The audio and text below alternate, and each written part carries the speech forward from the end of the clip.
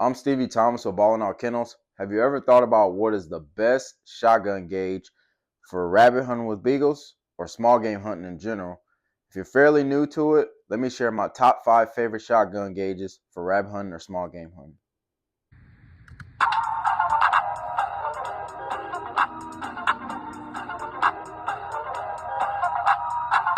With a lot of these shotguns we're going to talk about, we're going to leave out, there's so many different variations that you can look at. We're talking about from shell size, we're talking about from barrel length. There's so many other variations that you can use, but we're just going to keep it simple and just talk about really what the basics of each of these guns and what are the benefits in the basics of each of these shotguns. Number 5, I would say, is the 12 gauge shotgun. That's probably one of the most versatile hunting guns out there on the market that you can get. A lot of times you can get them at a reasonable price, but it can depend on what type of hunting you're actually doing. We're talking about small game hunting. Let's just keep it to rabbits, and let's just say squirrel hunting or something like that. That 12 gauge shotgun allow you to have a lot of distance. It can pack a lot of power, but some things you might have to consider or worry about is the shot shell that you use. There's so many different shot sizes. You got 7.5s, you got 6, 5, 4, 3, buck, buckshot. Obviously, when you're doing small game hunting, you really don't want to go too far into it. We try to keep it in the range of 4 shot up until maybe 7. But with the shotgun, the 12 gauge shotgun, it's something I use for years. A lot of people will ask me, hey, so when you rabbit hunt, what do you actually use? I tell them I use a 12 gauge shotgun, and they, oh my goodness, you're gonna blow the rabbit up, aren't you? Well, I always teach people if you're using something that big, to use an open choke, no choke at all, really. Just allow that shot shell to work in your favor. Number 5 for me is the 12 gauge shotgun. So that was one of the first shotguns I had ever actually owned. Actually, my mom, thanks, mom. My mom got me a 12 gauge shotgun. It was a Winchester Model 1300, and I used that shotgun for years. And what that allowed me to do was actually allowed me to gain a lot of confidence. So one of the benefits of using a 12 gauge is the shot selection or shot size and the shot area that it can cover is pretty big.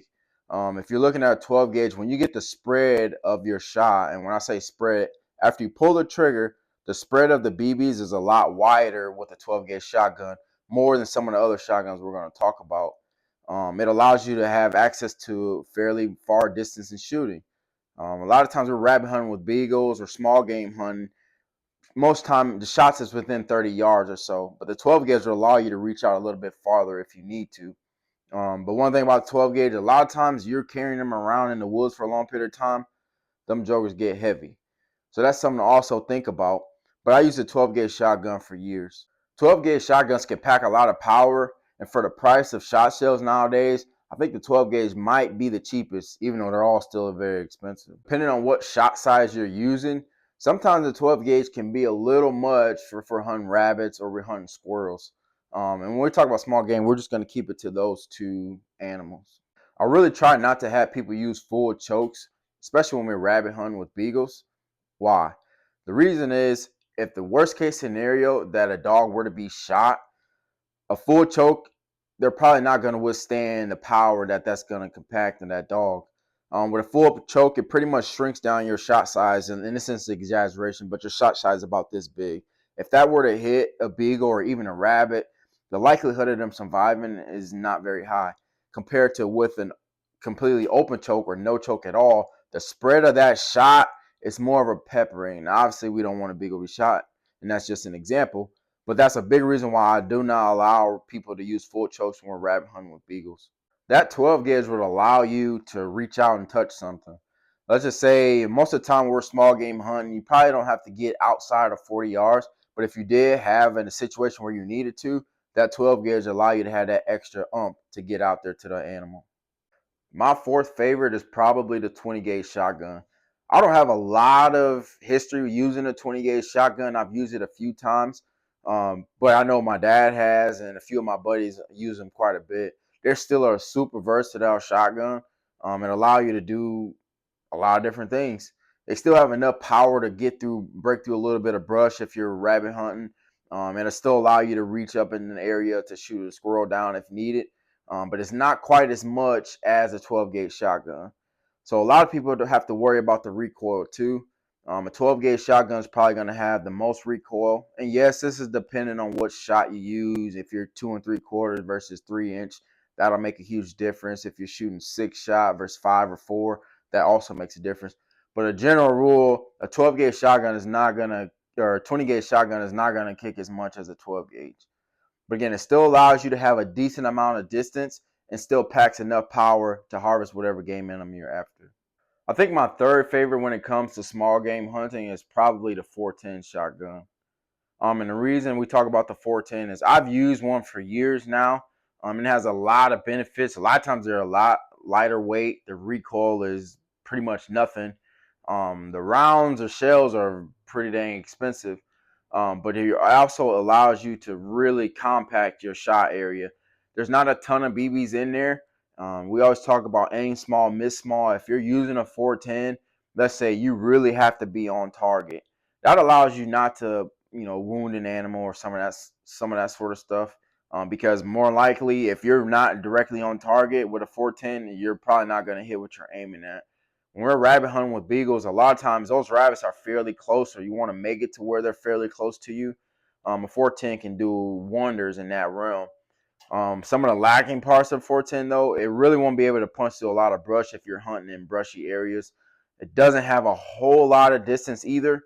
So you really want something 15 to 20 yards in. You can go a little bit further. But for me, if it's something really over 20, 25 yards, I'm probably not going to shoot at it with a 410, just because by the time the shot actually gets to them and the amount of spread I'm going to have in that shell, it's probably not going to be worth it. I'll just wait. If you're shooting at rat or squirrels, again, it allows you to have a tighter pattern, but if you're reaching up and having to get it pretty high up in that tree, a 410 might not have enough kick once it actually gets there to knock out that squirrel. And squirrels are a pretty tough animal. You really got to think about, and we talked a little bit earlier about the shot pattern, and this is an exaggeration, but let's just say a 12 gauge shotgun, when you shoot, this is your pattern that you're shooting. When you shoot a 20 gauge, it's probably about this big. When you're shooting a 410, you're looking at a size this big. Again, it's an exaggeration, but it's something to think about or have an idea of what you're potentially looking at when you're using a 410. A lot of times, it's a lot of people who are, making it more challenging. Obviously, you don't have the huge spread of a 12 gauge or 20 gauge, so you really got to be on target. You really got to be locked in on that animal to harvest them. Number two for me, and honestly, I think this is becoming my personal favorite, is the 28 gauge shotgun. Now, there was a time period I had no idea what even a 28 gauge was until one of my good buddies started using it, and I asked him, like, what is that? And he told me it was a 28 gauge. I had never even heard of a 28 gauge. But when we were rabbit hunting with it, just to seeing what he was able to do, I just had to get one myself. So I actually ended up purchasing recently a 28 gauge shotgun, and I think it's becoming my favorite. There's going to be another video posted about that, about the 28 gauge shotgun and how you really don't have to go out and buy an expensive shotgun and have fun or harvest rabbits or just hunt in general. So look forward to that. But that 28 gauge to me is the perfect storm. It's not quite as tight of a pattern as a 410, but it's also not as much as a 20 gauge or 12. It's really that super sweet spot to where it has enough kick and enough power to break through a decent amount of brush. And it also has the range to be able to get past 30, 40 yards if you need to. It's really the perfect storm. Most of them are lightweight. I think they'll be really good for kids or youth or people who've never hunted before, just really getting into it. You don't have to too much worry about the recoil because it's almost non-existent, especially when you're out there hunting. You really don't feel any of it. Again, they're pretty lightweight for the most part. Now, I will say if you're going to buy some 28 gauge shells, them things are expensive.